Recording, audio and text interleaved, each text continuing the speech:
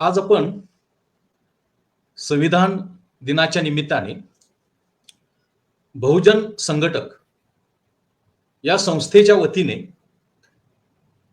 एका महत्त्वाच्या विषयावरती चर्चा करण्यासाठी, चिंतन मनन करण्यासाठी आपण एकत्र आलेलो आहोत.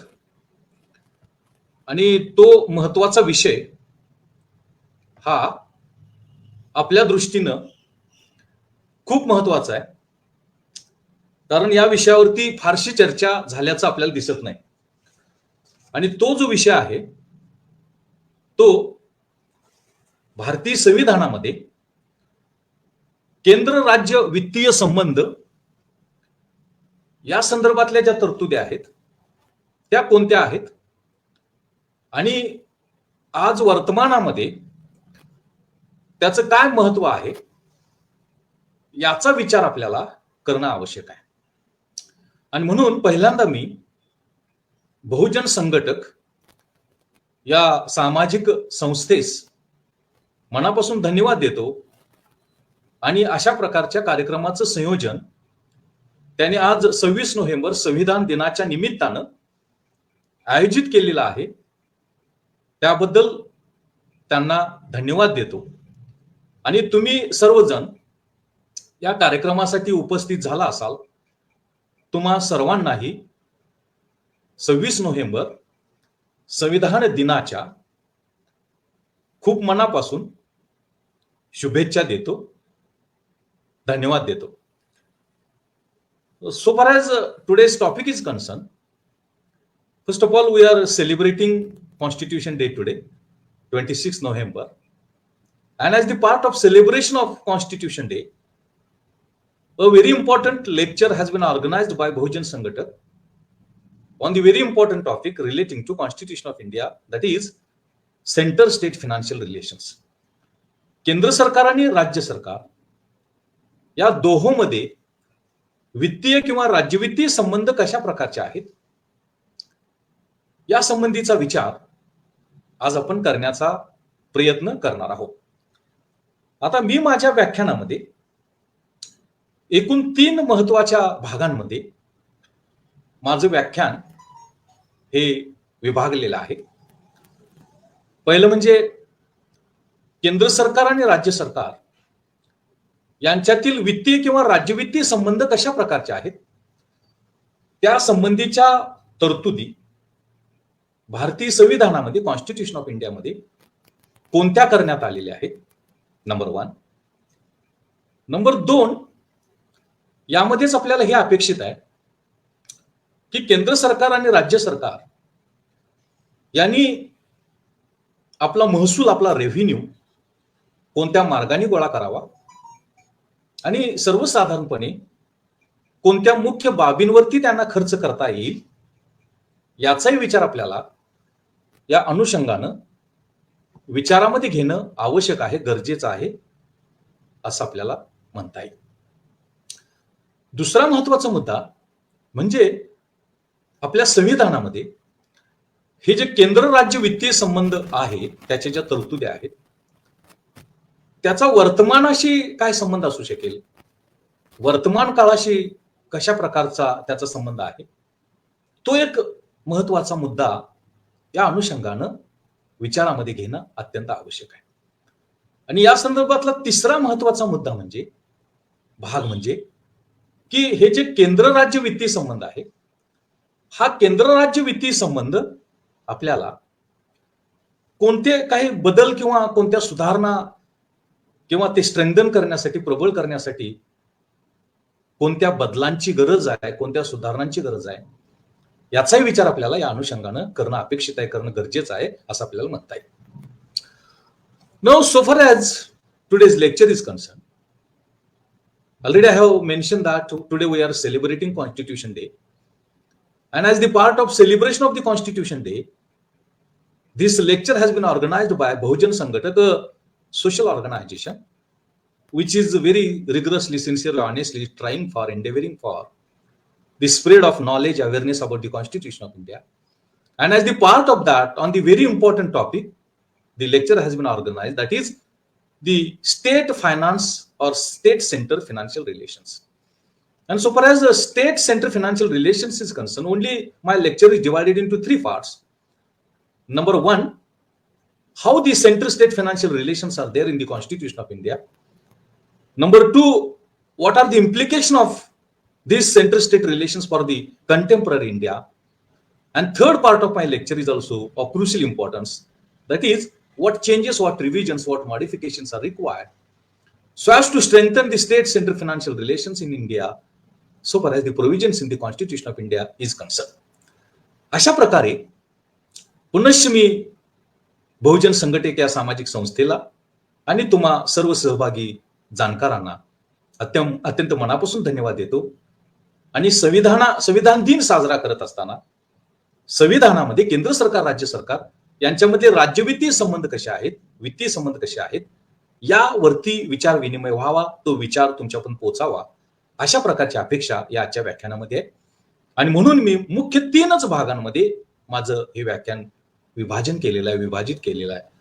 एक म्हणजे भारतीय संविधानामध्ये केंद्र राज्य यांच्यामध्ये वित्तीय संबंध कशा प्रकारचे आहेत, आणि वित्तीय संबंध म्हणजे केंद्र सरकारनं कोणते महसूल कसा गोळा करावा, राज्य सरकारने कसा गोळा करावा, आणि आवश्यक असेल तर केंद्र सरकार, राज्य सरकार यांनी महसुलाचं वाटप केंद्र सरकारनं राज्यांमध्ये कशा पद्धतीनं करावं, अशा प्रकारची अपेक्षा आहे. आणि दुसरा महत्वाचा मुद्दा, आज वर्तमानाशी हा जो संबंध आहे केंद्र आणि राज्य हा वर्तमानाशी, त्याचं महत्व काय, आज वर्तमानाशी त्याची जर आपण सांगड घालण्याचा प्रयत्न केला तर त्याचं महत्व कसं अधोरेखित होतं, अंडरलाईन होतं, त्याचा एक विचार आपल्याला करणं आवश्यक आहे. आणि तिसरा अत्यंत महत्वाचा मुद्दा म्हणजे केंद्र राज्य वित्तीय संबंध हे अधिक प्रबळ करण्यासाठी, अधिक प्रभावी करण्यासाठी, अधिक कार्यक्षम करण्यासाठी कोणत्या दिशेनं बदल आवश्यक आहे, कोणत्या बदलांची गरज आहे, कोणते बदल आपल्याला हे संबंध अधिक सुधारू शकतील, अधिक प्रबळ करू शकतील, याचा विचार आपल्याला या अनुषंगानं करणं अपेक्षित आहे, करणं गरजेचं आहे असं आपल्याला म्हणता येईल. आणि अशा प्रकारे एकूण तीनच भागांमध्ये, एकूण तीनच घटकांमध्ये हे माझं व्याख्यान विभाजित करून त्या संदर्भातलं सगळं विवेचन हे तुमच्या पुढं ठेवण्याचा प्रयत्न मी माझ्या व्याख्यानातून करणार आहे. मी माझ्या व्याख्यानातून करण्याचा प्रयत्न हा करणार आहे. सो बरंच हे जे माझं व्याख्यान आहे ती मी मगाशी सांगितल्याप्रमाणे भारतीय संविधानामध्ये, कॉन्स्टिट्यूशन ऑफ इंडियामध्ये सेंटर स्टेट फायनान्शियल रिलेशन्स प्रामुख्यानं article 264 to article 300, what provisions are there relating to center state governments, and number 2, what are the implications for contemporary India, and number 3, what can be a way forward so far as this lecture is concerned. Now talking about my first part of my lecture, what provisions are there in the Constitution of India, especially article 264 to 300 relating to center state financial relations. आता मी माझ्या व्याख्यानाला सुरुवात करत असताना मी मगाशी म्हटल्याप्रमाणे एकूण तीनच भागांमध्ये मी माझ्या या विषयाची मांडणी करणार आहे. आणि तो विषय तसा अत्यंत महत्वाचा आहे, अत्यंत जिव्हाळ्याचा आहे, अत्यंत गंभीर आहे की भारतीय संविधान दिन साजरा करत असताना 26 नोव्हेंबर केंद्र राज्य वित्तीय संबंध कशा प्रकारचे आहेत आणि आज त्याची परिस्थिती काय, आज वर्तमानाशी त्याची नाळ कशी आपल्याला जोडता येईल, आणि महत्वाची गोष्ट म्हणजे भविष्य कालावधीमध्ये कोणत्या दिशेनं त्यामध्ये सुधारणा करणं आवश्यक आहे, सुधारणा करणं गरजेचं आहे असं आपल्याला म्हणता येईल. या दृष्टीने विचार करत असताना article 264 talks about finance commission, 65 article 265 talks about what is the need for authority to be given as per law, and article 266 talks about what is meant by consolidated funds and public accounts of India and the state governments. आता कलम 264 जे आहे भारतीय संविधानाचं, 264 ते 300 कलमांमध्ये आपल्याला केंद्र राज्य वित्तीय संबंधाच्या संदर्भातली माहिती आपल्याला मिळते, तरतुदी आपल्याला मिळतात. हे केंद्र सरकार, राज्य सरकार यांच्यामधला जो वित्तीय संबंध आहे या संबंधीचे ज्या तरतुदी आहेत त्या संबंधीच्या तरतुदी काय सांगतात की केंद्र सरकारनं आपला महसूल कसा गोळा करावा, उत्पन्न कसं गोळा करावं, राज्यांनी कसं गोळा करावं, यामध्ये कर कोणते गोळा करावेत, केंद्र सरकारनं, राज्य सरकारनं कोणत्या प्रकारची ग्रँट्स किंवा अनुदान्स ही केंद्र सरकारनं राज्यांना द्यावीत किंवा केंद्र सरकारनं राज्य सरकारना द्यावे, अशा प्रकारची अपेक्षा आहे. आणि त्याचबरोबर याचं वाटप कसं करायचं आहे केंद्राकडून राज्य सरकारकडं, हा जो महसूल वाटायचा आहे संतुलन प्रस्थापित करण्यासाठी, समतोल प्रस्थापित करण्यासाठी, ते कशा पद्धतीनं वाटता यावं, वाटप करता यावं, तो एक विचार यामध्ये अपेक्षित आहे. केंद्र सरकारला कर्ज कसं उभारता येईल, राज्य सरकारनं कर्ज कसं उभा करता येईल, ते केव्हा उभा करणं अपेक्षित आहे, हा एक भाग झाला. दुसऱ्या भागामध्ये खर्चाचे प्रामुख्यानं कोणते घटक असू शकतील, खर्चासाठी नेमक्या कोणत्या बाबींवरती खर्च करता येईल, आणि सगळ्यात महत्वाची गोष्ट आपल्याला या संदर्भामध्ये विचारामध्ये घेणं आवश्यक आहे, अपेक्षित आहे, ते म्हणजे आज वर्तमान अशी हे जे केंद्र राज्य वित्तीय संबंध आहे ते कशा प्रकारचे आहेत. आणि मग प्रश्न निर्माण होतो की यामध्ये काय सुधारणा, यामध्ये काही पॉझिटिव्ह चेंजेस करणं आवश्यक आहे का, हे आपल्याला करता येईल. मी म्हणाल्याप्रमाणे कलम 264 वित्त आयोगाची चर्चा करते आणि वित्त आयोगाची नेमणूक कलम 280 प्रमाणे केली जाते आणि वित्त आयोगाची नेमणूक राष्ट्रपती करतात आणि तो वित्त आयोग केंद्र सरकार, राज्य सरकार यांच्या राज्यवित्तीय स्थितीचा अभ्यास करून त्या संबंधीच्या शिफारशी केंद्र सरकारला करतात, राष्ट्रपतींना करतात आणि त्या शिफारशीप्रमाणे केंद्र सरकारकडून राज्यांना काही महसूल किंवा करातला हिस्सा याचं वाटप केलं जातं. कलम 265 असं म्हणतं की जोपर्यंत कायदा केला जात नाही या संविधानाच्या चौकटीमध्ये, तोपर्यंत केंद्र सरकारला आणि राज्य सरकारला कुठल्याही प्रकारचे कर आकारता येत नाहीत आणि गोळा करता येत नाही. कायद्याची चौकट असल्याशिवाय, कायदा केल्याशिवाय केंद्र सरकार आणि राज्य सरकार आपला महसूल गोळा करू शकत नाहीत, कर लादू शकत नाहीत, असं कलम 265 सांगतं. कलम 266 मध्ये कन्सॉलिडेटेड फंड म्हणजे एकत्रित निधी आणि पब्लिक अकाउंट्स म्हणजे सार्वजनिक लेखे याचा उल्लेख करण्यात आलेला आहे. आता कन्सॉलिडेटेड फंड एकत्रित निधी म्हणजे काय, केंद्र सरकार आणि राज्य सरकार यांनी कर आणि करेत्तर मार्गाने जो महसूल गोळा केला, उत्पन्न गोळा केलं, तो या एकत्रित निधीमध्ये ठेवावा लागतो. केंद्र सरकारचा एकत्रित निधी कन्सॉलिडेटेड फंड वेगळा असतो आणि राज्य सरकारांचा एकत्रित निधी वेगळा असतो. आणि पब्लिक अकाउंट्स मध्ये केंद्र सरकार आणि राज्य सरकार यांनी जो गोळा केलेला पैसा आहे, यांनी जो गोळा केलेला महसूल आहे, त्याचा विचार हा पब्लिक अकाउंट्स मध्ये, सार्वजनिक लेख्यामध्ये केला जातो असं आपल्याला म्हणता येतं. कलम 67 असं म्हणतं की त्याबरोबरच एक कंटिजन्सी फंड म्हणजे आणीबाणीचा निधी सुद्धा प्रस्थापित करता येतो कलम 267 प्रमाणे. आणि हा जो कंटिजन्सी फंड आहे, आणीबाणीचा जो निधी आहे, तो आणीबाणीच्या निधीच्या खर्चाची परवानगी राष्ट्रपतींची घ्यावी लागते आणि जोपर्यंत राष्ट्रपतींची परवानगी मिळत नाही तोपर्यंत हा कंटिजन्सी फंड, हा आणीबाणीचा निधी खर्च करता येत नाही. आणि राज्य सरकारांच्या बाबतीमध्ये अशा प्रकारचा निधी खर्च करण्यासाठी राज्यपालांची, गव्हर्नरांची परवानगी लागते. आता दुसरा जो महत्वाचा मुद्दा आहे तो केंद्र सरकार आणि राज्य सरकार यांच्यामध्ये महसूल साधनांचं, उत्पन्न साधनांचं वाटप कसं केलेलं आहे. How the sources of revenue have been distributed between the union government and state governments as per the provisions in the Constitution of India. And those provisions we get in Article 200 268, then all other articles from 268. In Article 268, 268 कलमाप्रमाणे stamp duty आणि excise duty, medicinal आणि toilet म्हणजे औषधं आणि स्वच्छता यासाठी लागणारी साधनं, याच्यावरचा जो स्टॅम्प ड्युटी आणि एक्साइज ड्युटी म्हणजे उत्पादन शुल्क आहे, तो गोळा करण्याचा अधिकार हा फक्त केंद्र सरकारला आहे.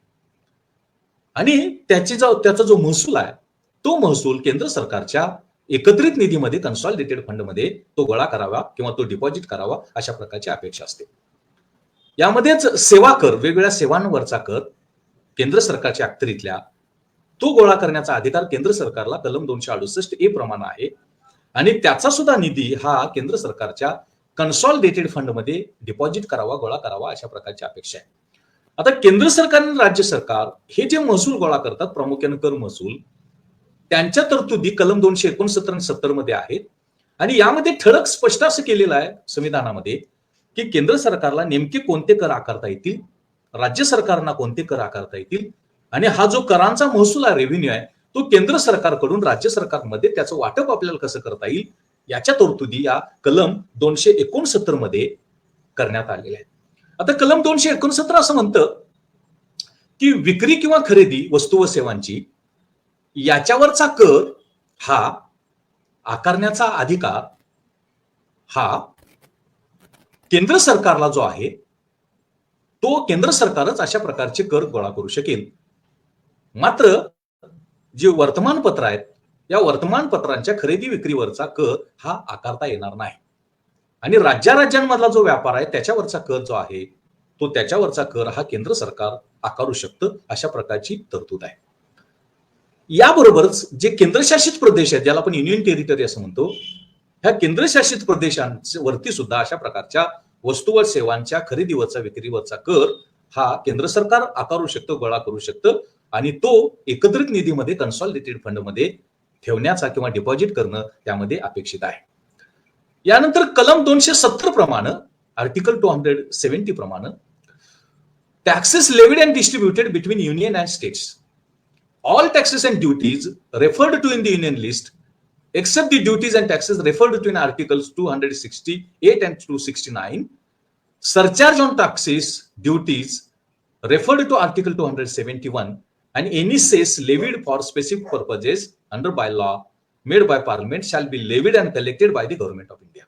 म्हणजे कलम 270 असं म्हणतं की आर्टिकल म्हणजे कलम 268 आणि 269 मधले कर वगळता बाकीचे कर केंद्र सरकार आकारू शकतो वस्तू आणि सेवांवरती, आणि त्याचा जो निधी आहे, त्याचा जो महसूल आहे, तो महसूल हा केंद्र सरकारच्या कन्सॉलिडेटेड फंडमध्ये, एकत्रित निधीमध्ये ठेवता येतो किंवा डिपॉझिट करता येतो. अशा प्रकारची तरतूद ही कलम 270 मध्ये करण्यात आलेली आहे. Article 271 talks about surcharge on certain duties and taxes for the purpose of union. म्हणजे anything in article 269 and 271, parliament may at any time increase any of the duties, taxes referred.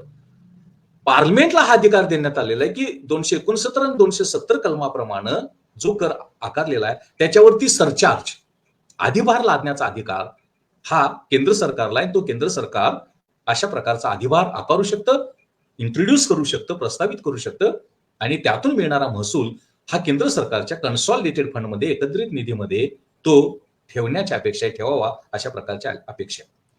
Article 272 talks about taxes levied and collected by union government may be distributed between union and states. केंद्र सरकारनं जो गोळा केलेला कर महसूल आहे त्याचं वाटप केंद्र आणि राज्य सरकारमध्ये कलम 272 प्रमाणे करावा, अशा प्रकारची अपेक्षा ही यामध्ये आपल्याला दिसते. यानंतर महत्वाची तरतूद कलम 273 मध्ये करण्यात आलेली आहे, and that article is grants in lieu of export duty on the jute and jute products.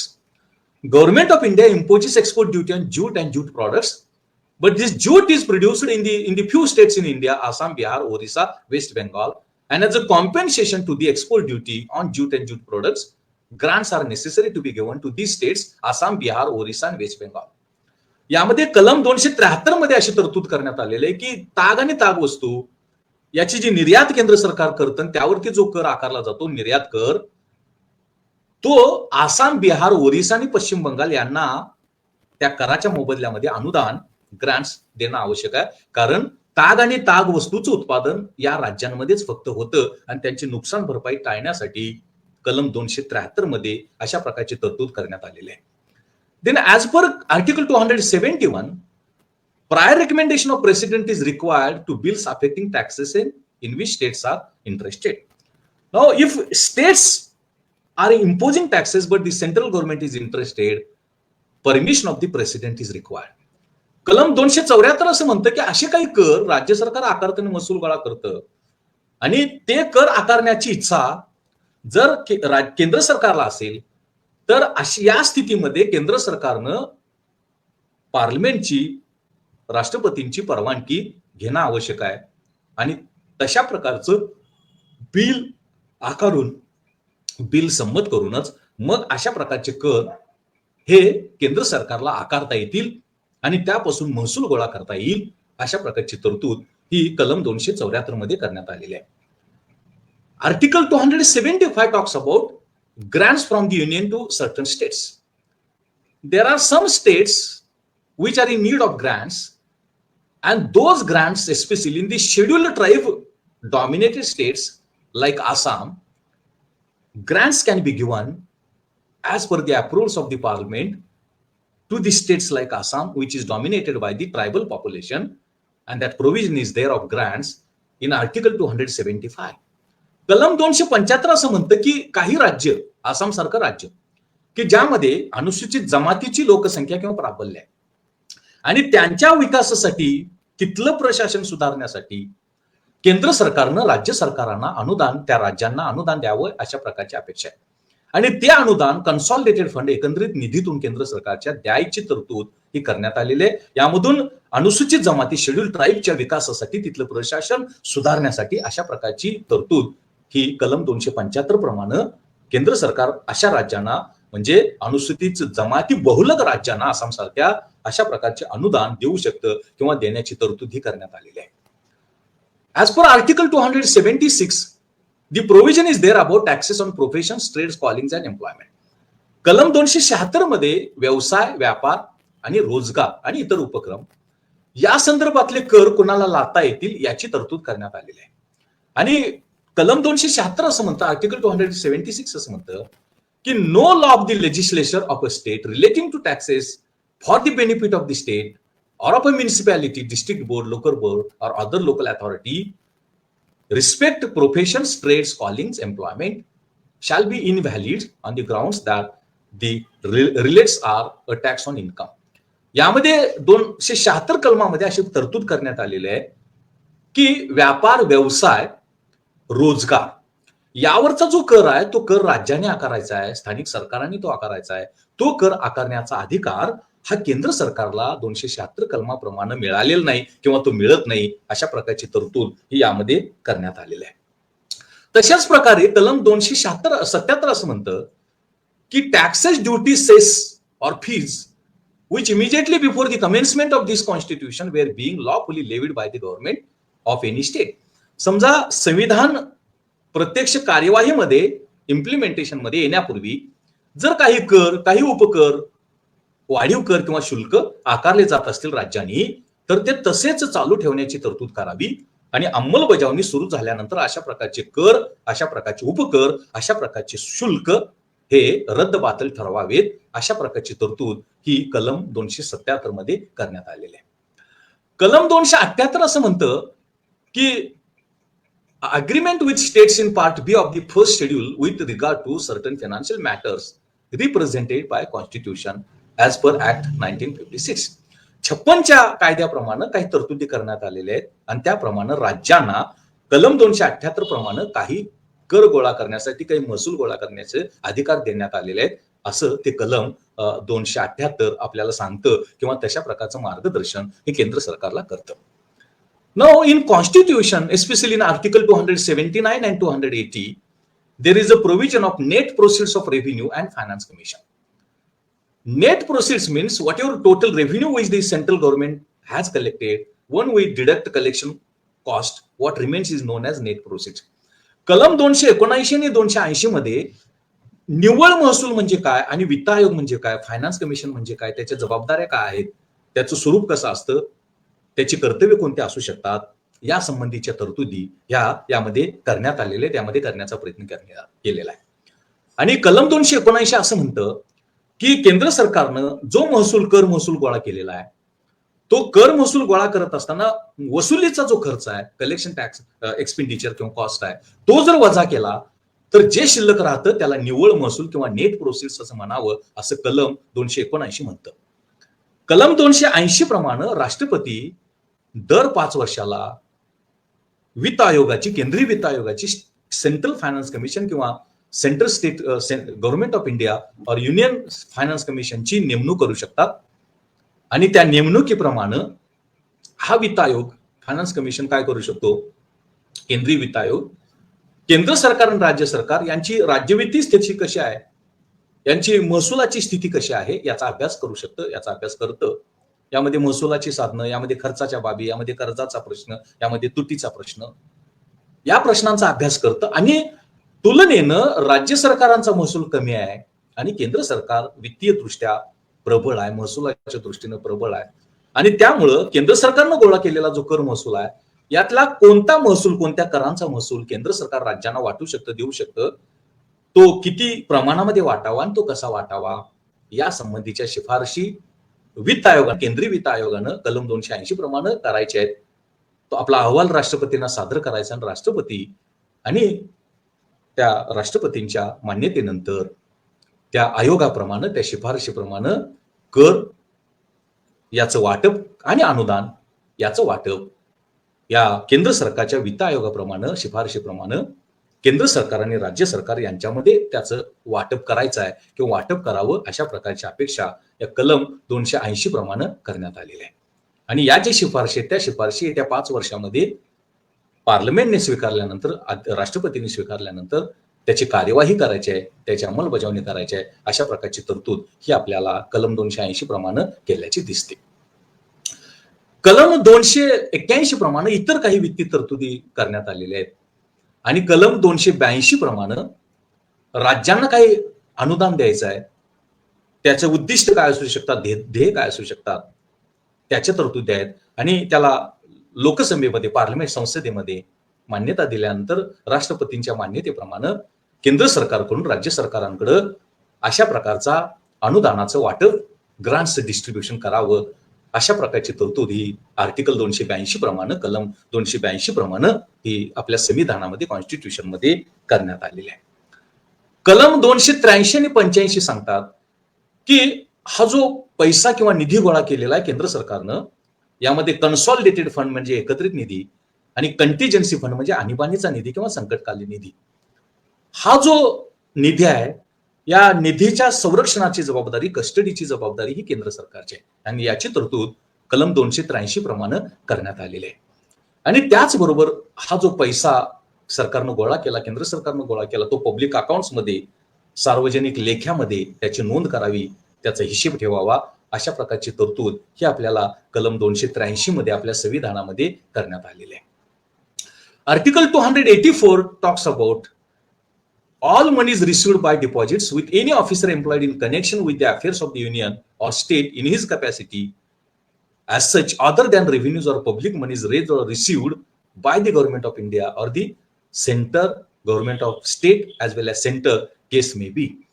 कलम 284 असं म्हणतं की हा जो महसूल गोळा केला आणि तो केंद्राने राज्यांच्या एकत्रित निधीमध्ये गोळा केला ठेवला त्यानंतर या व्यतिरिक्त जर काही पैसा गोळा केला गेला तर तो पैसा हा त्याची जबाबदारी केंद्र सरकारनं आणि राज्य सरकारनं त्यांच्या संरक्षणाची त्याच्या डिपॉझिटची जबाबदारी ही केंद्र सरकारनं आणि राज्य सरकारने घ्यायची आहे अशा प्रकारची तरतूद ही यामध्ये करण्यात आलेली आहे. आता केंद्र सरकार आणि राज्य सरकार वेगवेगळ्या प्रकारची कर आकारत असताना वेगवेगळ्या प्रकारचे टॅक्सेस आकारत असताना केंद्र सरकारला आणि राज्य सरकारनं सुद्धा केंद्र सरकारच्या आणि राज्य सरकारांच्या काही करांमध्ये सूट देण्यात आलेली आहे, सवलत देण्यात आलेली आहे. As central government as well as state governments impose variety of taxes, some exemptions are given to both central government or union government as well as state government in the taxes which are being imposed by both the central government as well as state government. आणि याच्या तरतुदी आपल्याला कलम 285 मध्ये आपल्याला मिळतात.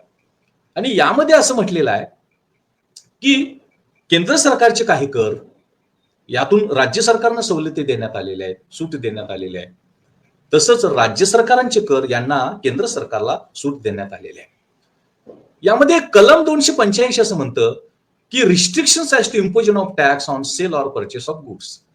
केंद्र सरकार वस्तू व सेवांच्या खरेदी विक्रीवर कर आकारू शकत नाही.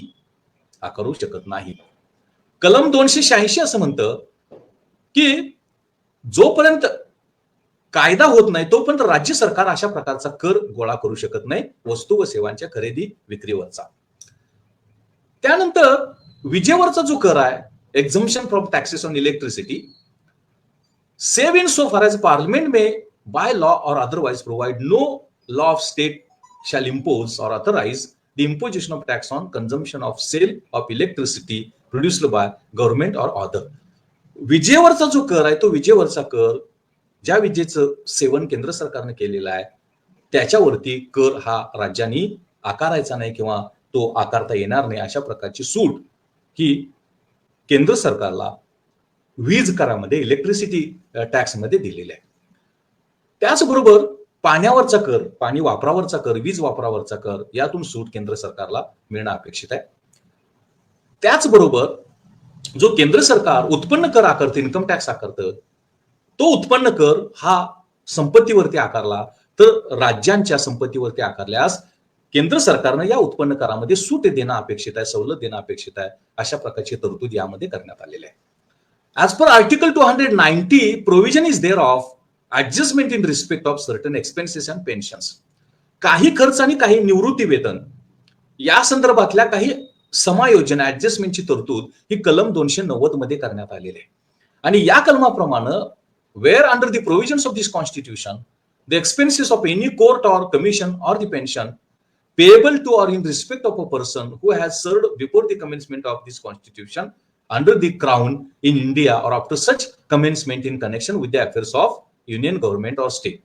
की संविधानाची अंमलबजावणी सुरू होण्यापूर्वी जी राज्य होती किंवा जे राजेशाही होत्या त्यावेळेला जे काम केलं नोकरांनी किंवा कर्मचाऱ्यांनी त्यांचं वेतन, त्यांचं निवृत्ती वेतन हे यावरचा खर्च हा केंद्र आणि राज्यांनी करायचा आहे, तो त्या टाळता येणार नाही. अशा प्रकारची ऍडजस्टमेंट ही कलम 290 प्रमाणे करावी अशी तरतूद हे संविधानामध्ये करण्यात आलेले आहे. असंच कलम 290 मध्ये 91 मध्ये तरतूद करण्यात आलेली आहे. आता महत्वाचा मुद्दा जो आहे की केंद्र सरकार आणि राज्य सरकार यांना कर्जाची आवश्यकता असते, बॉरोइंग किंवा डेटची आवश्यकता असते. And all the provisions relating to public debt or borrowing of the government of India as well as states has been made in the Constitution, Article 292 and 293. केंद्र सरकारला आणि राज्य सरकारला प्रामुख्याने विकास कामासाठी, विकास खर्चासाठी, भांडवली खर्चासाठी लागणारं जे कर्ज आहे किंवा जे डेट आहे, बॉरोइंग आहे, त्याच्या तरतुदी आपल्याला कलम 292 आणि 93 मध्ये आपल्याला दिसतात. कलम 292 प्रमाणे केंद्र सरकार कर्ज उभारू शकतं आणि त्या कर्जाची रक्कम कन्सॉलिडेटेड फंड मध्ये केंद्र सरकारच्या एकत्रित निधीमध्ये ती ठेवणं अपेक्षित आहे. कलम 293 प्रमाणे राज्य सरकार कर्ज उभारू शकतात, मात्र राज्यांना कर्ज उभारण्यासाठी काही बंधनं आहेत, त्या बंधनाच्या चौकटीमध्ये राज्य कर्ज उभारू शकतात आणि तो जो निधी आहे, तो जो पैसा आहे, महसूल आहे, तो राज्य सरकारने आपल्या कन्सॉलिडेटेड फंड मध्ये जमा करायचा आहे, आपल्या कन्सॉलिडेटेड फंड मध्ये तो डिपॉझिट करायचा आहे. अशा प्रकारची तरतूद ही यामध्ये करण्यात आलेली आहे. Then the succession to property assets right liabilities and obligations in certain cases as per कलम 294.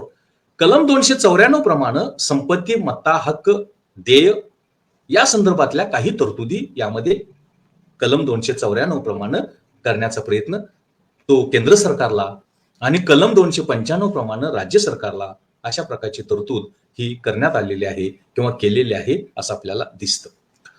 कलम 297 ते 99 मध्ये प्रामुख्यानं things of value within territorial waters or continental shelf and resources of the exclusive economic zone to vest in union.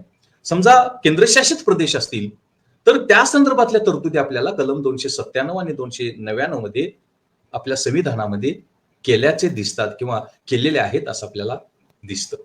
आणि कलम 298 असं म्हणतं की केंद्र सरकार आणि राज्य सरकारांना व्यापार आणि व्यवसाय घडवून आणण्याचं किंवा करण्याचं अधिकार आणि स्वातंत्र्य हे कलम 298 प्रमाणे केंद्र सरकारला आणि राज्य सरकारला दिल्याची तरतूद ही कलम 298 मध्ये आहे. कलम 299 आणि कलम 300 मध्ये प्रामुख्यानं करार, कॉन्ट्रॅक्ट्स आणि कॉन्ट्रॅक्टच्या संदर्भातली तरतूद ही आपल्याला दिसते. आणि कलम 299 एक प्रमाणे केंद्र सरकार आणि 2 प्रमाणे राज्य सरकारना अशा प्रकारचा करार हा संपत्तीच्या संदर्भातला, प्रॉपर्टीच्या संदर्भातला, मत्तेच्या संदर्भातला, वेलच्या संदर्भातला करण्याचा अधिकार ही कलम 299 मध्ये करण्यात आलेली आहे असं आपल्याला दिसतं. अशा प्रकारच्या अत्यंत महत्वाच्या तरतुदी साधारणतः केंद्र आणि राज्य सरकार यांच्यामधल्या ज्याला आपण राज्यवित्तीय संबंध असं म्हणतो, स्टेट सेंटर फायनान्शियल रिलेशन्स असं म्हणतो, त्या संदर्भातल्या तरतुदी या आपल्या संविधानामध्ये, भारतीय संविधानामध्ये केल्याचं आपल्याला स्पष्ट दिसतं, केल्याचं आपल्याला दिसून येतं. आता यामध्ये आपण हे बघण्याचा प्रयत्न केला की केंद्र सरकारला महसूल कसा गोळा करता येतो, कोणते कर आकारता येतात, राज्य सरकारने कोणते कर आकारायचे, अनुदान केंद्र सरकारनं राज्यांना कसं द्यायचं, वित्त आयोगाची भूमिका काय असते, फायनान्स कमिशनची भूमिका काय असते, केंद्र सरकारने आणि राज्य सरकारनं आपला कर्ज कसं उभा करता येतं, केंद्राच्या तरतुदीने राज्यांच्या कर्जाच्या संदर्भातल्या तरतुदी, याच्या तरतुदी आपल्याला आपल्या संविधानामध्ये, कॉन्स्टिट्यूशन मध्ये झाल्याचं आपल्याला दिसतं. आणि या सगळ्या तरतुदी भारतीय संविधानामध्ये कलम 264 आणि कलम 264 ते कलम 300 पर्यंत या सगळ्या तरतुदी आपल्याला दिसतं. आणि यामध्ये चित्र स्पष्ट करण्यात आलेले, पिक्चर स्पष्ट करण्यात आलेलं आहे की हे कर लादण्याचा अधिकार केंद्र सरकारला आहे, हे कर लादण्याचा अधिकार राज्य सरकारना आहे, हे अनुदान केंद्र राज्य सरकारना देऊ शकतं आणि अशा प्रकारचं कर्ज किंवा एवढं कर्ज केंद्र सरकार उभा करू शकतं, राज्य सरकार उभा करू शकतं आणि वित्त आयोगाची भूमिका, फायनान्स कमिशनची भूमिका काय असू शकते याची तरतूद आपल्याला यामध्ये दिसते. आता माझ्या व्याख्यानाच्या दुसऱ्या भागाकडे वळत असताना या आपल्या संविधानामध्ये कलम 264 पासून 300 पर्यंत, कलम 300 पर्यंत या ज्या तरतुदी करण्यात आलेल्या आहेत, केंद्र सरकार आणि राज्य सरकार त्यांची उत्पन्नाची साधनं, प्रामुख्याने करविषयक साधनं, कर्जविषयक साधनं आणि अनुदान या ज्या तरतुदी करण्यात आलेल्या आहेत त्याचा वर्तमानाशी कसा आपल्याला संबंध जोडता येईल किंवा वर्तमानामध्ये त्याचं महत्व काय, what is contemporary implications of the central state financial relations between the central government and state government, that is there.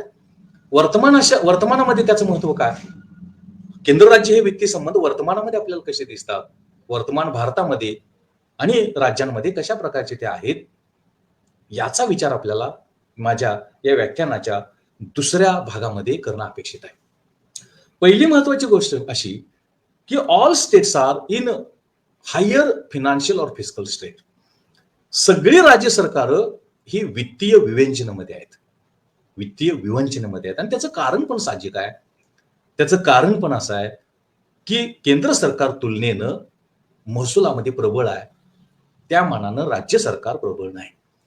आणि आता आपण जीएसटी लावलाय, वस्तू आणि सेवा कर, आणि वस्तू व सेवा करांमुळे फार मोठ्या प्रमाणावरती राज्य सरकारांच्या राज्य वित्तीय किंवा महसूल उत्पन्नाच्या स्थितीवरती प्रतिकूल परिणाम झाल्याचं दिसतं. आणि त्या प्रमाणामध्ये नुकसान भरपाई ही केंद्र सरकारनं राज्यांना करावी अशा प्रकारची अपेक्षा आहे. आणि आज आपल्याला चित्र जे दिसतं की आपल्या संविधानामध्ये केंद्र राज्य वित्तीय संबंधाची तरतूद केलेली असली तरी सुद्धा आज राज्य ही वित्तीय विवेचनेमध्ये आहेत, महसुलाच्या टंचाईमध्ये आहेत. आणि तो प्रश्न आपल्याला या संविधानाच्या चौकटीमध्ये, कॉन्स्टिट्यूशनच्या फ्रेमवर्कमध्ये त्याचं विवेचन विश्लेषण करणं आवश्यक आहे. म्हणजे आज जो राज्यांपुढे महसुलाच्या टंचाईचा, उत्पन्नाच्या टंचाईचा जो प्रश्न निर्माण झालेला आहे तो संविधानाच्या चौकटीमध्ये आपल्याला सोडवणं आवश्यक आहे. संविधानाच्या चौकटीमध्ये आपण तो सोडवण्याचा प्रयत्न करायला पाहिजे, नंबर 1. दुसरा महत्वाचा मुद्दा असा की आज केंद्र सरकारकडून राज्य सरकारना काही महसुलाची देणी, ड्यूज देणं अपेक्षित आहे, अभिप्रेरित आहे. उदाहरणार्थ जीएसटीचा अनुदान किंवा जो सेंट्रल जीएसटी आहे आणि इंटिग्रेटेड जीएसटी आहे, हा इंटिग्रेटेड जीएसटी केंद्र सरकारकडे जमा होतो आणि तो केंद्र राज्य यांच्यामध्ये वाटावा अशा प्रकारची अपेक्षा आहे. आणि असे काही कर आहेत की जे राज्याचे कर आहेत केंद्र सरकारकडे गोळा होतात किंवा केंद्राचे कर आहेत राज्य सरकार गोळा करतं आणि त्याचा हिस्सा केंद्र सरकार काही राज्यांना देतं वित्त आयोगाच्या, फायनान्स कमिशनच्या शिफारशीप्रमाणे. आणि म्हणून जी काही देणी, ड्यूज ही केंद्र सरकारकडून राज्यांना देणं अपेक्षित आहे, अभिप्रेरित आहे, ती नेमकी कोणत्या आहेत, ती नेमकी काय आहेत याचा विचार सुद्धा आपल्याला या अनुषंगानं करणं अपेक्षित आहे. आणि तो करत असताना भारतीय संविधानाचा आधार घ्यायला पाहिजे.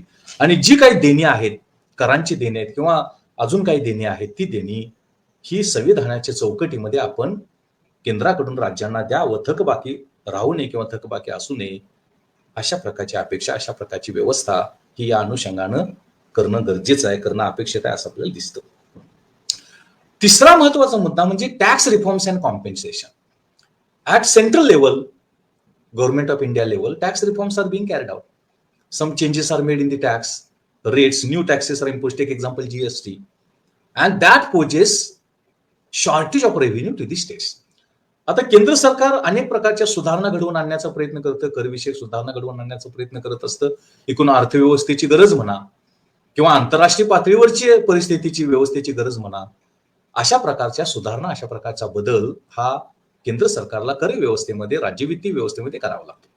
मग अशा प्रकारचा बदल केला तर त्यामधून राज्यांना महसूल कमी पडण्याची शक्यता असते, राज्यांचा महसूल काही बुडण्याची शक्यता असते. उदाहरण द्यायचं झालं तर जीएसटी, वस्तू व सेवा कर. वस्तू व सेवा कराच्या बाबतीमध्ये राज्यांना जो महसूल अगोदर मिळत होता, प्रामुख्याने अप्रत्यक्ष करांपासून, आता तो मिळत नाही. आणि त्या संदर्भातली नुकसान भरपाई केंद्र सरकारनं राज्य सरकारने द्यावी अशा प्रकारची अपेक्षा आहे. आणि जो एकत्रित जीएसटी वस्तू व सेवा कर आहे त्याचा हिस्सा सुद्धा केंद्र सरकारनं राज्यांना द्यावा अशा प्रकारची अपेक्षा आहे. मग या सुधारणा करत असताना त्यातून जो राज्यांना महसुलाचा तोटा होतो, महसूल जो बुडतो, तो प्रश्न आहे. तो प्रश्न आपल्याला आज दिसतो. तो प्रश्न सुद्धा आपल्याला संविधानाच्या चौकटीमध्ये, कॉन्स्टिट्यूशनच्या फ्रेमवर्कमध्ये आपल्याला सोडवता येतो किंवा तो सोडवण्यासाठी प्रयत्न करायला पाहिजे असं आपल्याला दिसतं. Then fourth is uniformity and coordination. Because constitution is one, even though central government is different and state governments are different, there is a need for uniformity and coordination between the central government and state government. जरी केंद्र सरकार राज्य सरकार ही वेगळी वेगळी असली तरी सुद्धा त्यांच्यामध्ये एकरूपता असायला पाहिजे, त्यांच्यामध्ये समन्वय असायला पाहिजे. कारण सरकार म्हणून ती जरी वेगळी असली तर ती एकच आहेत, शेवटी सरकार आहे ती. आणि जोपर्यंत ते हातात हात घालून काम करत नाहीत, त्यांच्यामध्ये समन्वय आणि त्यांच्यामध्ये एकरूपता राहणार नाही, तोपर्यंत ही सरकार व्यवस्थित चालू शकणार नाही. त्यांचे आर्थिक प्रश्न, वित्तीय प्रश्न, राज्यवित्तीय प्रश्न गंभीर होतील. मग आता आपल्याला असं दिसतं, अनेक राज्यांमध्ये अशा प्रकारचा प्रश्न आपल्याला दिसतो की आपण केंद्र सरकार राज्य सरकार कुठल्याही पक्षाचे असू द्यात, पक्षाला महत्व नाही, सरकारला महत्व आहे. आणि संविधानाच्या चौकटीमध्ये आपण या प्रश्नाकडे बघायला पाहिजे. आणि वर्तमानामध्ये आपल्याला दिसतं केंद्र आणि अनेक राज्य यांच्यामध्ये आज आपल्याला वादविवाद दिसतो. तो असा वादविवाद निर्माण होता कामा नये. शेवटी संविधान महत्वाचं आहे, कॉन्स्टिट्यूशन महत्वाचं आहे. आणि कॉन्स्टिट्यूशनच्या चौकटीमध्ये ठळक तरतुदी करण्यात आलेल्या, स्पष्ट प्रोव्हिजन्स करण्यात आलेले आहेत. त्या प्रोव्हिजनच्या आधारे, तरतुदीच्या आधारेच आपल्याला तो प्रश्न सोडवता येतो किंवा सोडवणं अपेक्षित आहे. त्या दृष्टिकोनातून, संविधानाच्या दृष्टिकोनातून, पर्स्पेक्टिव्ह मधून आपण त्या प्रश्नांकडे बघावं आणि ते प्रश्न सोडवण्यासाठी प्रयत्न करणं अपेक्षित आहे. असे एक मार्गदर्शन आपल्याला केंद्र राज्य वित्तीय संबंधाच्या माध्यमातून आपल्याला दिसतं. जो पुढचा महत्वाचा मुद्दा आज वर्तमानाशी या केंद्र राज्य वित्तीय संविधानाच्या संदर्भामध्ये, संविधानामध्ये असलेल्या तरतुदीच्या अनुषंगाने निर्माण होतो तो असा की तुलनेनं केंद्र सरकार महसुलाच्या दृष्टीनं प्रबळ आहे आणि राज्य सरकार तुलनेनं दुर्बळ आहे. करविषयक सुधारणा, बाकीचे काही प्रश्न, यातून ही राज्यांची महसुलाची दुर्बलता, राज्यवित्तीय दुर्बलता वाढत असल्याचं चित्र आपल्याला दिसतं. आणि या स्थितीमध्ये मग हा जो महसुलाच्या टंचाईचा प्रश्न आहे, हा महसुलाच्या टंचाईचा प्रश्न, दुर्मिळतेचा प्रश्न किंवा शॉर्टफॉलचा प्रश्न आपण सोडवण्यासाठी संविधानाचा आधार घ्यायला पाहिजे. कारण संविधान असं सांगतं की केंद्रानं राज्याला काही नवीन महसुलाची साधनं उपलब्ध करण्यासाठीचं स्वातंत्र्य निर्माण करणं देणं आवश्यक आहे. तरच राज्य सरकार महसुलाची गरज भागवू शकतील, राज्य सरकार आपल्या आवश्यक महसूल गोळा करू शकतील किंवा गोळा करणं त्यांना शक्य आहे. आणि म्हणून राज्यांना काही उत्पन्नाची साधनं, काही महसुलाची साधनं, काही कर साधनं नवीन लागू करण्याची, शोधण्याची आणि त्याची कार्यवाही करण्याचा अधिकार, स्वातंत्र्य आज देण्याची गरज निर्माण झालेली आहे. आणि ते करत असताना राज्यांची महसुलाची स्थिती, राज्यांची उत्पन्नाची स्थिती सुधारत असताना आपल्याला संविधानाच्या चौकटीमध्ये आपण ते करणं आवश्यक आहे. संविधानाचा आधार आपल्याला घेणं आवश्यक आहे. तरच हा प्रश्न आपण सोडवू शकतो. आणि राज्यांना काही वाढीव, काही गरजेनुसार नवीन कर लादण्याचा अधिकार, नवीन कर आकारण्याचा अधिकार आणि महसूल गोळा करण्याचा अधिकार हा या चौकटीच्या, संविधानाच्या चौकटीच्या माध्यमातून आपण करणं आवश्यक आहे, करणं गरजेचं आहे असं आपल्याला म्हणता येतं. त्यानंतर केंद्र सरकार आणि राज्य सरकार यांच्या महसुलाचं विवेचन आपण जर केलं, विश्लेषण आपण जर केलं, तर आपल्याला असं दिसतं प्रामुख्यानं राज्यांच्या महसुलामध्ये अप्रत्यक्ष करांचं प्रमाण जास्त आहे, इनडायरेक्ट टॅक्सेस. आणि हे अप्रत्यक्ष कर गरीबाला अन्याय करणारे असतात, भेद वाढवणारे असतात, वंचितता वाढवणारे असतात, सामाजिक न्यायाला बांधणारे असतात. तर या स्थितीमध्ये आपल्याला असं दिसतं की केंद्र सरकार आणि राज्य सरकार यांच्या एकूण महसुलामध्ये प्रत्यक्ष करांचं प्रमाण हे अधिक असणं आवश्यक आहे. बऱ्यापैकी सुधारणा होत आहे. कारण आपण 1991 ची तुलना जर आज आपण करू लागलो तर आपल्याला असं लक्षात येतं 91 आणि त्याच्या अगोदर एकूण केंद्र सरकार आणि राज्य सरकार यांच्या महसुलामध्ये अप्रत्यक्ष करांचं, वस्तू व सेवांवरच्या करांचं प्रमाण फार मोठं होतं, जास्त होतं. आज बऱ्यापैकी प्रमाण केंद्र सरकारला कमी करणं शक्य झालेलं आहे. पण ते प्रमाण कमी करण्यामध्ये राज्यांना अजून यश मिळालेलं नाही किंवा तशा प्रकारची सुविधा उपलब्ध झालेली नाही. तर त्यासाठी राज्यांना काही नवीन प्रत्यक्ष कर आकारण्याचा अधिकार, महसूल गोळा करण्याचा जर अधिकार मिळाला संविधानाच्या चौकटीमध्ये, कॉन्स्टिट्यूशनच्या या प्रोव्हिजन्स प्रमाणे, तर बऱ्यापैकी राज्यांचं एकूण महसुलामधलं प्रत्यक्ष करांचा हिस्सा किंवा प्रमाण वाढू शकेल. आणि हे जे अप्रत्यक्ष करांचं जे प्राबल्य आहे, डॉमिनेशन आहे, की जे अप्रत्यक्ष कर अन्याय आहेत, ते समता ला बाधा आणणारे, ते आपल्याला कमी करता येईल किंवा ते आपण कमी करू शकू. अशा प्रकारचा एक वर्तमानाशी संबंधित मुद्दा या अनुषंगानं आपण विचारामध्ये घेणं गरजेचं आहे. त्याचाही विचार वर्तमानाशी आपल्याला जोडणं आवश्यक आहे असं आपल्याला दिसतं. वर्तमानाशी भारतीय संविधानामधल्या केंद्र राज्य वित्तीय संबंधाचा विचार करत असताना जे लोकल गव्हर्नमेंट्स आहेत, स्थानिक सरकार आहेत, या स्थानिक सरकारांपुढे आज महसुलाचा फार मोठा प्रश्न निर्माण झालेला आहे. मग ग्रामीणमध्ये नगरपालिका, ग्रामीणमध्ये ग्रामपंचायत आहे, पंचायत समिती आहे, जिल्हा परिषद आहे, शहरीमध्ये महानगरपालिका आहे, नगरपालिका आहे, कॅन्टोन्मेंट बोर्ड आहे, यांच्या पुढे महसुलाचा फार मोठा प्रश्न निर्माण झालेला आहे. आणि राज्य सरकारकडूनच काही महसूल हा या स्थानिक सरकारांना म्हणजे ग्रामपंचायत, पंचायत समिती, जिल्हा परिषद आणि नगरपालिका, महानगरपालिका यांना मिळतो. आणि त्यामुळं आज त्यांना काम करणं अवघड झालेलं आहे. आणि सामाजिक सेवा, नागरी सेवा त्या ज्या पुरवण्याचा प्रयत्न करतात, यामध्ये पाणी आहे, यामध्ये स्वच्छता आहे, यामध्ये प्रदूषण नियंत्रण आहे, यामध्ये वनाखालील क्षेत्र वाढवणं आहे, यासारखे जे कामं, शिक्षण आहे, आरोग्य आहे, पिण्याचं पाणी आहे, ही जी कामं, घनकचरा व्यवस्थापन आहे, द्रव कचरा व्यवस्था, ही जी कामं स्थानिक सरकार करतात ती करण्यामध्ये त्यांना बाधा पोचत आहे, अडचणी निर्माण होत आहेत. तर यासाठी संविधानामध्ये आपल्याला असे काही विचार करता येईल का की स्थानिक सरकारांना सुद्धा महसुलाची काही स्वतंत्र साधनं, काही इंडिपेंडंट सोर्सेस देता येतील का, त्याचा एक विचार करणं आज गरजेचं आहे. कारण आज स्थानिक सरकार, लोकल गव्हर्नमेंट्स पॅरलाइज झालेले आहेत, लुळी पडलेले आहेत, अपंग झालेले आहेत. त्यांना महसुलाची स्वतःची अशी साधनं, एक घरपट्टी, प्रॉपर्टी टॅक्स जर सोडला तर बाकीचे फार काही उत्पादक, कार्यक्षम कर हे स्थानिक सरकारांना आपल्याला दिसत नाहीत किंवा त्यांना उपलब्ध नाही. तर तो एक विचार आपल्याला म्हणजे स्थानिक सरकारांच्या महसुलांचा, स्थानिक सरकारांच्या कर महसुलांचा आणि करेत्तर महसुलाचा सुद्धा संविधानाच्या, राज्यघटनेच्या तरतुदीमध्ये, चौकटीमध्ये आपल्याला तो करणं गरजेचं आहे. त्याचा एक विचार या अनुषंगानं आपल्याला करणं आवश्यक आहे. 73वी आणि 74वी घटना दुरुस्ती झाली आणि त्या घटना दुरुस्तीप्रमाणे स्थानिक सरकार, ग्रामीण आणि नागरी यांच्या आणि राज्य सरकार यांच्या राज्यवित्तीय स्थितीचा, महसूल विषयक आणि खर्च विषयक स्थितीचा अभ्यास करून शिफारशी करण्यासाठी राज्य वित्त आयोगाची, स्टेट फायनान्स कमिशनची स्थापना करण्याची तरतूद करण्यात आली. मात्र आज जर वर्तमान चित्र आपण बघितलं स्टेट फायनान्स कमिशनचं, तर state finance commission have become more or less defunct. आज ते जवळपास निष्क्रिय झाल्याचं आपल्याला दिसतं. त्यांना क्रियाशील करायला पाहिजे, ऍक्टिव्ह करायला पाहिजे, डायनामिक करायला पाहिजे आणि कंटिन्युअसली दर 5 वर्षांनी या राज्य सरकारांनी, स्थानिक सरकार यांच्या आर्थिक स्थितीचा, उत्पन्नाच्या स्थितीचा, महसुलाच्या स्थितीचा, खर्चाच्या स्थितीचा अभ्यास करून स्थानिक सरकारांची वित्तीय स्थिती सुधारण्यासाठीच्या शिफारशी राज्य सरकारनं करणं आवश्यक आहे. आणि त्या केलेल्या शिफारशींच्या अंमलबजावणीची जबाबदारी ही राज्य सरकारने करणं आवश्यक आहे. आणि स्थानिक सरकार आणि राज्य सरकार यांच्यामध्ये जी वित्तीय असमानता आहे, फिस्कल इम्बॅलन्स निर्माण झालेला आहे, तो कमी करण्यासाठीचा प्रयत्न सुद्धा भारतीय संविधानाच्या, कॉन्स्टिट्यूशनच्या चौकटीमध्ये, फ्रेमवर्कमध्ये करण्याची आज निकड निर्माण झालेले, गरज निर्माण झालेले असं आपल्याला दिसतं. म्हणून केंद्र सरकार, राज्य सरकार यांच्यातल्या ज्या सेंट्रल स्टेट फायनान्शियल रिलेशन्स आहेत, राज्यवित्तीय संबंध आहेत, त्या राज्यवित्तीय संबंधाचं जे महत्व आज आपल्याला अधोरेखित होत आहे आणि त्याचे नेमके मुद्दे कोणते, ते मुद्दे मी तुम्हाला तुमच्या पुढे ठेवण्याचा प्रयत्न केला. या सगळ्या मुद्द्यांच्या बाबतीमध्ये केंद्र सरकार आणि राज्य सरकार यांच्यामधले जे राज्यवित्तीय संबंध आहेत, फिस्कल रिलेशन्स आहेत, ते फिस्कल रिलेशन्स सुधारण्याची, त्यामध्ये सुधारणा घडवून आणण्याची गरज आहे, ती सुधारणा आवश्यक आहे असं आपल्याला दिसतं.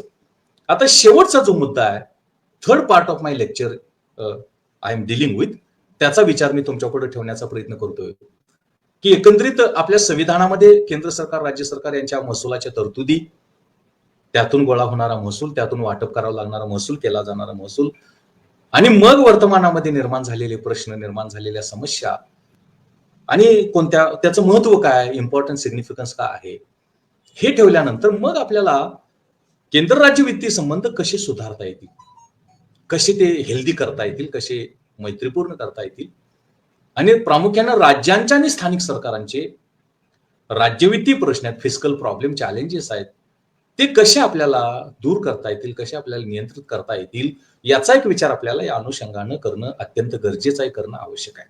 आणि म्हणून in the third part of my lecture I am trying to place before you what can be a way out so as to strengthen and improve the fiscal relations between center and state as well as state and local also, and what measures and remedies can be introduced and implemented as the result of that. Fiscal relations between central government and state government and state governments and local governments can be strengthened, can be improved.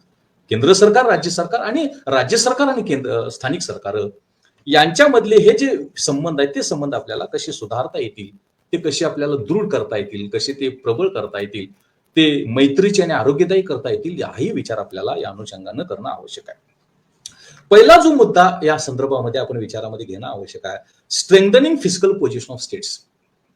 आज राज्यांची जी राज्यवित्तीय स्थिती आहे, महसुलाची स्थिती आहे, ती तुलनेनं फार वाईट आहे असं म्हटलं तर ते वावगं ठरणार नाही. फार काही बरी नाही असं आपल्याला म्हणता येईल आणि ती स्थिती सुधारणं आवश्यक आहे. कारण राज्यांची पण कर्तव्य आहेत, राज्यांच्या पण जबाबदाऱ्या आहेत, राज्य पण काही विकासाची कामं करतं, राज्य पण काही सामाजिक कल्याणाची कामं करणं अपेक्षित आहे.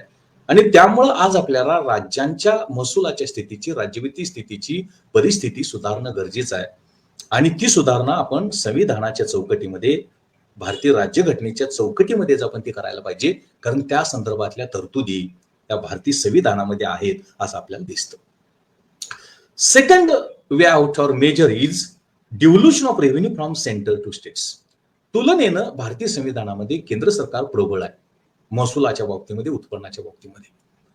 पण त्या मानानं राज्य सरकार प्रबळ नाहीत किंवा ती दुर्बल आहेत असं म्हटलं तर चालेल, किंवा आवश्यक महसुलाची पातळी त्यांच्याकडे नाही असं आपण म्हणूया.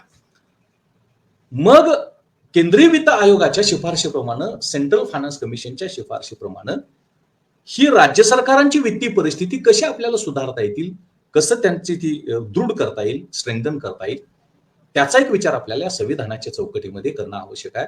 तो करणं गरजेचं आहे. ती निकड आहे. आज महाराष्ट्र सरकार राज्य असेल किंवा अजून कुठले अनेक राज्य आहेत, केरळ, तमिळनाडू सरकार राज्य असेल, त्यांच्या पुढे महसुलाचे, उत्पन्नाचे फार गंभीर प्रश्न निर्माण झालेले आहेत. आणि ते सोडवण्यासाठी हे जे केंद्र राज्य वित्तीय संबंध, सेंट्रल स्टेट फिस्कल रिलेशन्स आहेत, फायनान्शियल रिलेशन्स आहेत, ते या संविधानाच्या चौकटीमध्ये आपण सुधारण्यासाठी प्रयत्न आज करणं गरजेचं आहे, अत्यंत आवश्यक आहे असं आपल्याला म्हणता येईल. पुढचा जो महत्वाचा उपाय किंवा धोरण आहे, आज स्थानिक सरकार म्हणजे जिल्हा परिषद, पंचायत समिती, ग्रामपंचायत आणि नागरी स्थानिक सरकार, महानगरपालिका, नगरपालिका आणि कॅन्टोन्मेंट बोर्ड यांची वित्तीय स्थिती फार बिघडलेली आहे. त्यांना काम करणं कठीण होत चाललेलं आहे. त्यांना ज्या जबाबदाऱ्या दिलेल्या आहेत, त्यांना जे कर्तव्य दिलेलं आहे, ती पार पाडणं फार कठीण होत चाललेलं आहे. आणि पुन्हा आपण 73वी आणि 74वी घटना दुरुस्ती केली आणि त्यामधून ही स्थानिक सरकार, ग्रामीण आणि शहरी यांच्या जबाबदाऱ्या, कर्तव्य पुन्हा वाढवण्यात आलेले. पण दुर्दैवानं त्यांची महसुलाची साधनं, महसूल विषयक स्थिती आपण सुधारण्यासाठी, प्रबळ करण्यासाठी प्रयत्न झाल्याचं आपल्याला दिसत नाही. आणि म्हणून या स्थितीमध्ये आपल्याला आता स्थानिक सरकार प्रबळ करणं गरजेचं आहे, ती वित्तीय दृष्ट्या सबळ करणं गरजेचं आहे. आणि ती करणं आपल्याला संविधानाच्या चौकटीमध्येच, सक्तीचं संविधानाच्या चौकटीमध्येच ते आवश्यक आहे, गरजेचं आहे असं आपल्याला म्हणता येईल. पुढचा जो प्रश्न आहे तो अनुदान, ग्रँट्स.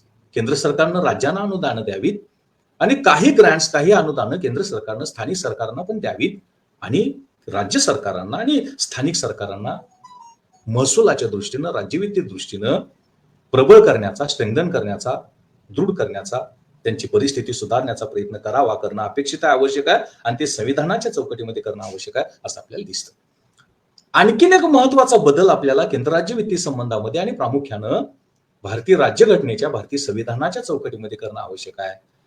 आणि तो बदल म्हणजे कर्जाचा वापर कशासाठी करायचा, डेट युटिलायझेशन किंवा बॉरोइंग युटिलायझेशन. प्रामुख्यानं राज्यांना कर्जाचा वापर महसुली खर्च भागवण्यासाठी, रेव्हेन्यू एक्सपेंडिचर भागवण्यासाठी करावं लागत आहे. खरं म्हणजे कर्ज ही भांडवली खर्चासाठी, कॅपिटल एक्सपेंडिचरसाठी करावीत. त्यातून विकास वाढावा, विकासाची पातळी वाढावी, विकास क्षमता राज्यांच्या अर्थव्यवस्थांची वाढावी, सुधारावी, अशा प्रकारची अपेक्षा असते.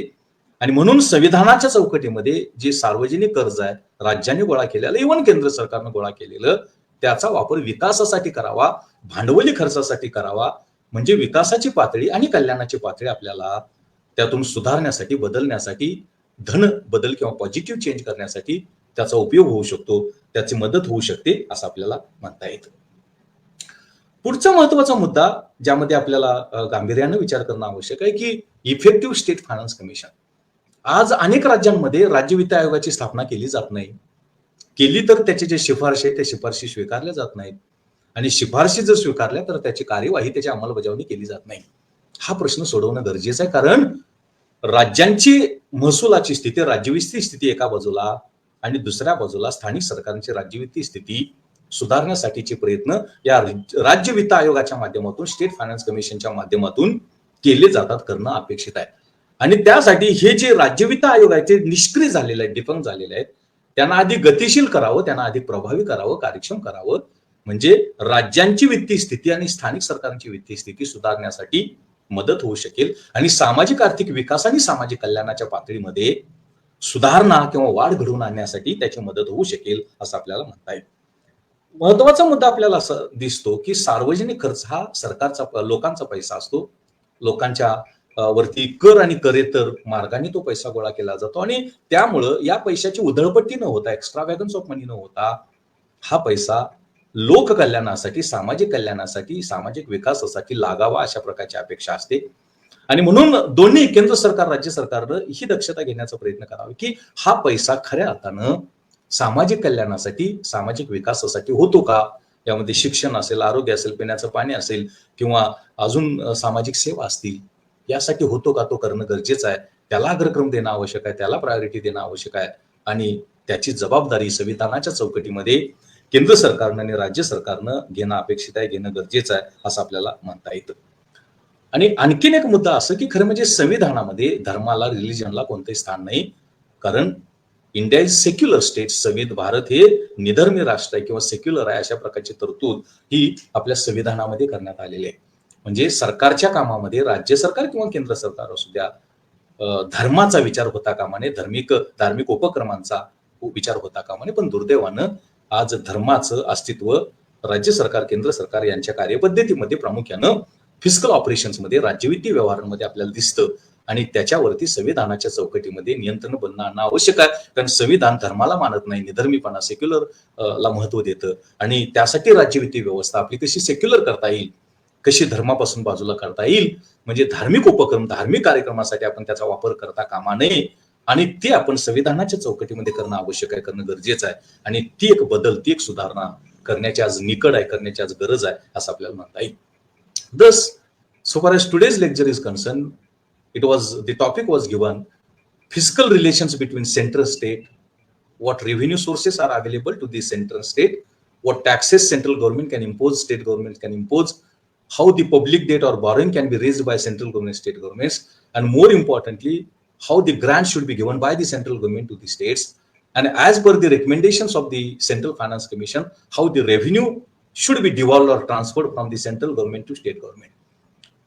In the next part, I tried to discuss place before you, what are the implications of central-state financial relations in the Constitution of India for the present India, for the contemporary India, and what issues are there, what problems are there relating to the central-state financial relations in the contemporary India, that I tried to place before you. And in the last part of my lecture, I tried to place before you a policy direction, what changes are necessary to be done, what remedies are necessary to be incorporated and implemented as the result of that. In the framework of Constitution, central-state financial relations can be strengthened, can be improved, and they will work for social development, welfare of the people, and the overall development of the economy as a whole. अशा प्रकारे आजच्या व्याख्यानामध्ये संविधानामध्ये प्रामुख्यानं कलम हे आपलं भारतीय संविधानाचं कलम 264 ते कलम 300 मध्ये केंद्र सरकार, राज्य सरकार यांच्यामध्ये राज्यवित्तीय संबंध कसे आहेत, फिस्कल रिलेशन्स कसे आहेत, त्यामध्ये केंद्र सरकार कोणते कर आकारू शकते, राज्य सरकार कोणते कर आकारू शकतं, कर्ज कसं उभा करू शकतं आणि अनुदान कोणते देऊ शकते आणि केंद्र सरकारच्या या वित्त आयोगाचं काम काय आहे, या सगळ्या गोष्टींची चर्चा यामध्ये करणं अपेक्षित होतं, आवश्यक होतं. आणि दुसरा जो महत्वाचा मुद्दा असा की आज वर्तमान भारतामध्ये आपल्या संविधानामध्ये असलेल्या या राज्यवित्तीय संबंधाच्या तरतुदी कशा महत्वाच्या आहेत आणि कोणते महत्वाचे मुद्दे आपण संविधानाच्या चौकटीमध्ये, राज्यघटनेच्या चौकटीमध्ये आपण विचारामध्ये घ्यायला पाहिजे, ते सांगण्याचा प्रयत्न केला. आणि शेवटचा जो मुद्दा मी तुम्हाला सांगितला की कोणते बदल, कोणती धोरणं, कोणत्या उपाययोजनांची कार्यवाही किंवा समावेशन, त्यांचा अंतर्भाव करणं आवश्यक आहे केंद्र राज्य संबंध सुधारण्यासाठी. आणि प्रामुख्याने केंद्र सरकार आणि राज्य सरकार दोन्ही सामाजिक आर्थिक विकासासाठी, सामाजिक कल्याणासाठी प्रयत्न करतील, काम करतील, हे मुद्दे सांगण्याचा प्रयत्न केला. पुनश्च मी बहुजन संघटक या सामाजिक संस्थेचं मी अत्यंत मनापासून आभार मानतो. जे लोक या कार्यक्रमामध्ये सहभागी झाले त्यांचं मी आभार मानतो. I am very much thankful to Bahujan Sanghatak social organisation. I must thank all participants, those who have participated, audience, to listen to my lecture. पुनश्च मी तुम्हाला धन्यवाद देतो, तुमचं मनापासून आभार मानतो, या सामाजिक संघटनेचा आभार मानतो आणि संविधान दिनाच्या, कॉन्स्टिट्यूशन डेच्या पुन्हा सर्वांना मी अत्यंत मनापासून शुभेच्छा देतो. भविष्यामध्ये संविधानाचा आधार केंद्र सरकारनं, राज्य सरकार, नोकरशाही, ब्युरोक्रॅसीनी, आपल्या प्रतिनिधींनी, मंत्र्यांनी घ्यावा आणि संविधानाच्या चौकटीमध्ये आपला कारभार करण्याचा प्रयत्न करावा. राज्यवित्तीय संबंध आणि सामाजिक आर्थिक विकास आणि सामाजिक कल्याणाचं उद्दिष्ट गाठण्याचा प्रयत्न करावा.